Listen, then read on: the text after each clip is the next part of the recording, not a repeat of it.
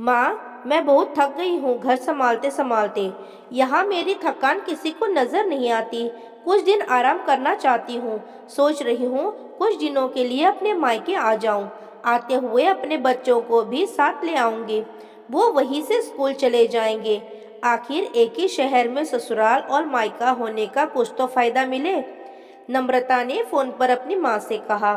पार्वती जी ने दूसरी तरफ से कहा, हाँ बेटा, जब तेरी इच्छा हो आ जाना। आखिर ये तेरा ही तो घर है। ठीक है माँ, तो मैं कल ही आ जाऊंगी। नम्रता खुश हो बोली, हाँ बेटा आ जाओ, मैं तुम्हारा इंतजार करूंगी। अभी मैं फोन रखती हूँ, मुझे मंदिर भी जाना है। कमला जी ने फोन रख दिया और सीधे किचन में गई। किचन में खाना बना रही बहू से बोली, अरे अनुपमा, सुनो, कल तुम्हारी ननंद आ रही है। आज बाजार जाकर फल, सब्जी और मिठाइयाँ लेकर आना।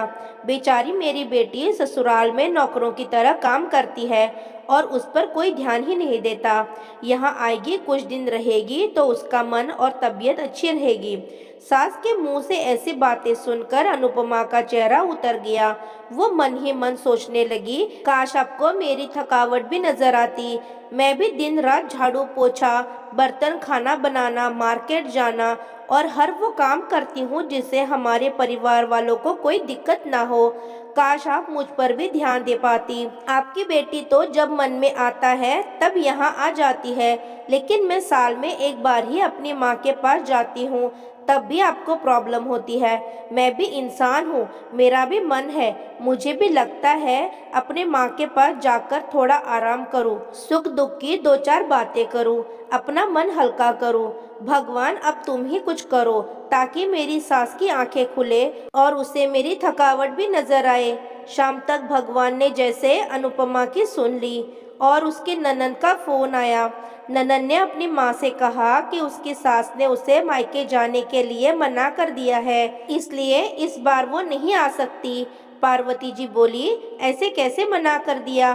पहले तो कभी वो तुम्हें जाने के लिए नहीं रोकती थी, इस बार भला क्या हो गया? लाओ मेरी बात कराओ उनसे, मैं समझाती हूँ। नम्रता ने फोन अपनी सास के पास दिया। पार्वती जी ने कहा, नमस्कार समदन जी, आपसे कुछ कहना था। समदन जी ने कहा, जी कहिए। दरअसल कल त्योहार है, इसलिए नम्रता अपने मायके आना चाहती है। अगर आप उसे भेज दे तो अच्छा रहेगा। नम्रता की सास ने कहा, देखिए समदन जी, आपकी बेटी मायके जाकर रहे, इस बात के लिए हमने उसे कभी नहीं रोका और इस बात से हमें कोई प्रॉब्लम भी नहीं है। कुछ दिनों पहले मैं अपने रिश्तेदार की शादी में गई थी। वहाँ आपकी बहू अनुपमा की माताजी से मिलने का मौका मिला।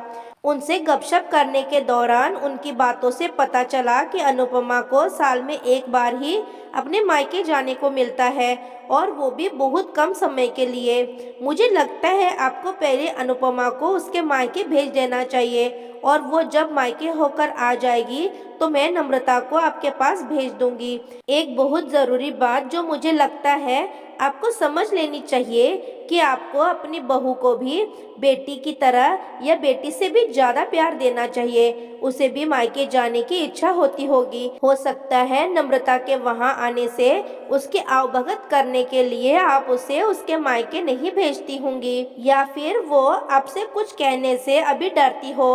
अगर आप उसको घर में ही कैद रखेंगी तो एक दिन ऐसा आएगा जब वो आपके खिलाफ बोलने लगेगी, फिर वो आपकी सुनेगी भी नहीं और जब चाहे तब अपने मायके जाएगी। ऐसी परिस्थिति आए, इससे अच्छा है कि आप ही कुछ बदलाव अमल में ले आए जिससे आपका रिश्ता और रिश्ते की मिठास खराब ना हो। पार्वती को अपने समदन के हर एक शब्द में सच्चाई नजर आई। उन्हें महसूस हुआ कि उन्होंने अपनी बेटी के प्यार में अंधे होकर कभी भी अपनी बहू के मन का विचार नहीं किया। उन्होंने हमेशा ही अपनी बेटी को अपनी बहू से ऊपर रखा। दूसरी तरफ नम्रता भी अपनी भाभी के बारे में सोच इस बातचीत को सुन रही थी। उसने भी रियलाइज किया कि वो कभी भी अपनी भाभी के साथ ठीक से बात नहीं करती और जब जब वो अपने मायके जाती है तो भाभी थोड़ी उदास रहती है। पार्वती जी ने अपनी बहू को बुलाया और उसे कहा कि अनुपमा, कुछ दिनों के लिए नम्रता नहीं आने वाली है, इसलिए पहले तुम अपने मायके होकर आओ। ये सुनते ही अनुपमा का चेहरा खिल गया, क्योंकि ये पहली बार था जब उसकी सास ने सामने से उसे मायके जाने के लिए कहा था। अगले दिन अनुपमा अपने मायके गई और इस बार 1-2 दिन नहीं, पूरे हफ्ता भर रहकर आई। अपने माँ बाप से, अपने रिश्तेदारों से मिलकर आई और जब वो लौटकर आई तो उसका चेहरा खिला हुआ था, उसकी आंखें चमक रही थी। अनुपमा के आने के बाद नम्रता भी अपने मायके आई और इस बार वो खुद सामने से अपनी भाभी से खुशी खुशी मिली और अच्छे से बात की। नम्रता ने अपनी माँ से बात करके उन्हें भी अच्छे से समझाया कि वो कहीं ना कहीं अनुपमा के साथ गलत व्यवहार कर रहे थे। दूसरी तरफ अनुपमा अपने ससुराल वालों के बदले रवैये से बहुत खुश थी। अब वो खुशी खुशी सबका ध्यान रखती और हर काम प्यार से करती। वो ध्यान रखती कि कोई भी ऐसी बात या काम ना करे जिससे घर में तनाव का माहौल पैदा हो। पार्वती जी अपनी बहू को खुद ही समय समय पर मायके भेज दिया करती। एक छोटे से बदलाव ने सास बहू और भाभी ननद के बीच की कड़वाहट को दूर कर दिया और रिश्तों को और भी ज़्यादा मीठा और मजबूत कर दिया। तो दोस्तों, आपको ये कहानी कैसी लगी कमेंट करके ज़रूर बताइए। वीडियो को लाइक और चैनल को सब्सक्राइब करना ना भूलिएगा। धन्यवाद।